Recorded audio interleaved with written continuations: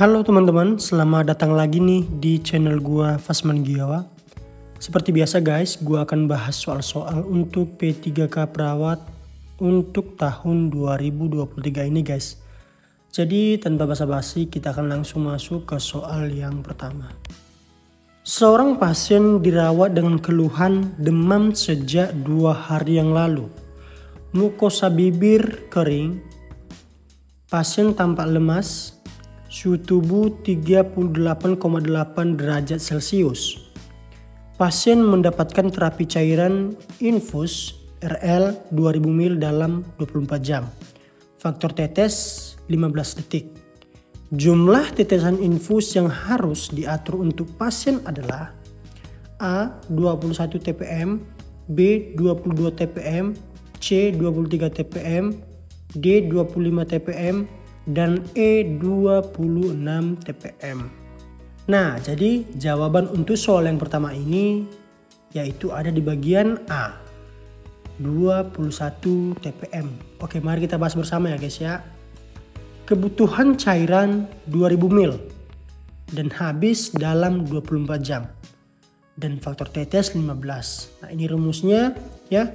Rumus yaitu kebutuhan cairan dikali faktor tetes. Lalu dibagi dengan 60 kali dalam jam ketentuan. Oke, di sini kita akan bahas ya guys ya. Rumusnya seperti ini ya. Kita munculkan aja ya. Kebutuhan cairan tadi 2000 ya. Kemudian dikali faktor tetes. Nah, berarti yang 2000 ini kita kalikan ke faktor tetes. Setelah dikalikan maka hasilnya 30.000. Lalu 60 detik ya. 60 detik ini udah ketentuan ya guys ya. Sebagai rumus yaitu 60 dikali jam ketentuan. Nah, dari jam ketentuan di soal yaitu 24 jam. Maka 60 ini sebagai ketentuan dikali 24 jam dan hasilnya adalah 1440. Maka kita bagi guys ya. 30.000 dibagi 1440 sama dengan hasilnya 20,8 TPM. Nah, jadi di sini kan tidak ada 20 guys ya dari option ya. Karena sudah mau mendekati 21 maka jawabannya ada di 21.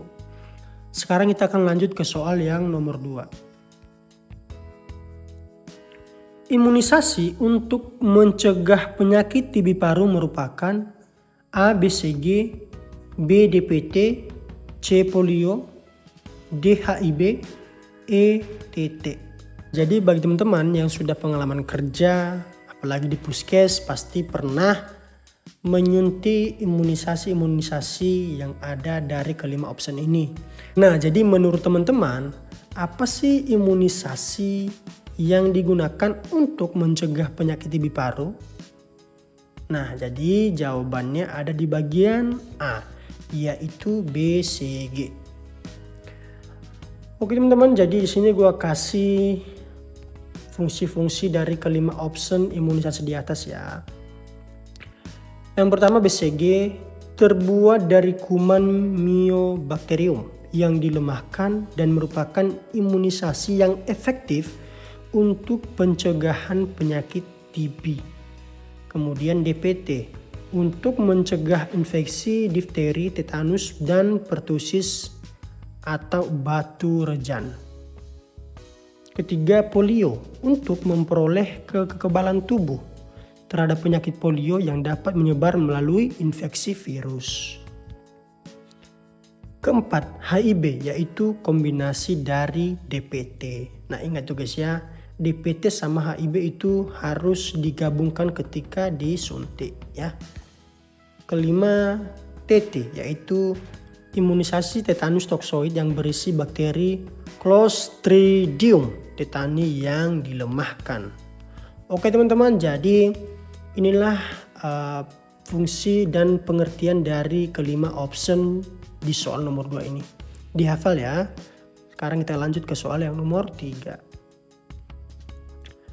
Perkenalkan, saya perawat S dari Puskesmas J.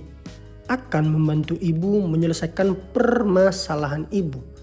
Tindakan yang dilakukan perawat adalah A. Evaluasi, B. Salam terapeutik, C. Rencana tindak lanjut, D. Prainteraksi, dan E. Validasi.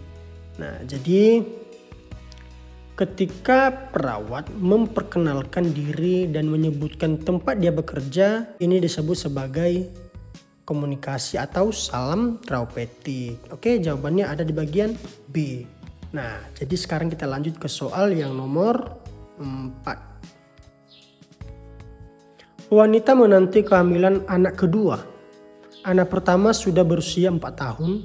Saat ini lagi hamil 9 bulan. Saat dikaji, klien mengeluh sering merasa pusing dan juga mengatakan ada riwayat hipertensi. Hasil pemeriksaan tekanan darah normal. Apakah tahap perkembangan keluarga yang sedang dilalui oleh keluarga tersebut? A. Baru, B. Childbearing, C. Anak prasekolah, D. Anak sekolah, dan E. Remaja. Nah, jadi mungkin kalau teman-teman tahu tahap-tahap perkembangan keluarga, pastinya langsung bisa menjawab ya dari pertanyaan soal yang nomor 4 ini. Oke, jawabannya ada di bagian yaitu anak prasekolah guys ya. Oke, ini ada 8 tahap. Untuk tahap yang pertama, pasangan baru, yang artinya baru menikah ya guys ya. Kemudian tahap kedua, yaitu keluarga kelahiran anak pertama. Nah, tadi di sini sudah melahirkan anak pertama ya. Berarti sudah terlalui. Sekarang coba kita baca tahap ketiga, yaitu dengan keluarga anak prasekolah. Tahap keempat, keluarga dengan anak sekolah. Tahap kelima, keluarga dengan anak remaja. Tahap keenam, keluarga dengan anak dewasa, yang artinya pelepasan, bisa dinikahkan. Nah, kemudian tahap ketujuh, keluarga usia pertengahan.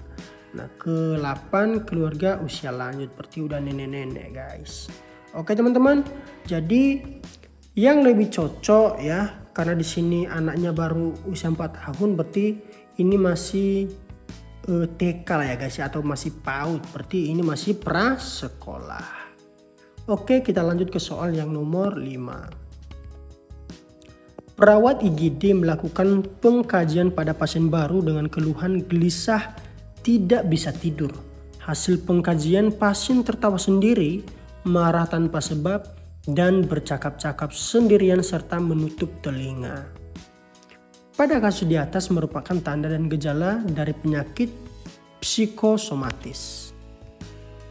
A. Waham, B. Halusinasi, C. PK, D. HDR, dan E. Resiko bunuh diri. Kita bahas option A. Kalau waham ini adalah pasien yang lebih cenderung mempercayai ilmu-ilmu goib ya. Dia itu punya Tuhan sendiri, seperti itu guys kalau waham ya.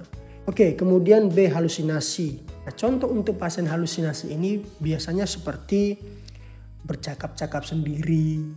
Kemudian dia kayak ada yang menakut-nakuti, padahal cuman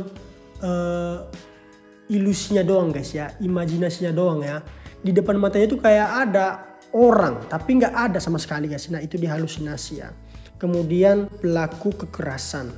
Biasanya ini sampai membawa pisau guys ya, atau melempar rumah tetangga, biasanya seperti itu ya. Kemudian HDR, harga diri rendah. Biasanya pasien seperti ini selalu bilang dia tidak berguna ya, dia tidak ada manfaat dalam keluarga. Nah, jadi dia selalu mengeluh seperti itu guys ya. Untuk resiko bunuh diri, biasanya untuk pasien-pasien resiko bunuh diri ini lebih cenderung membawa pisau guys ya, ataupun racun biasanya ya, ataupun melompat dari gedung ya, seperti itu biasanya sih. Oke. Nah, jadi data pasien dari kasus di atas, yang pertama tidak bisa tidur, gelisah ya, habis itu tertawa sendiri, marah tanpa sebab, dan bercakap-cakap sendiri. serta menutup telinga. Berarti dia mendengar sesuatu nih guys ya. Berarti ini pasiennya halusinasi.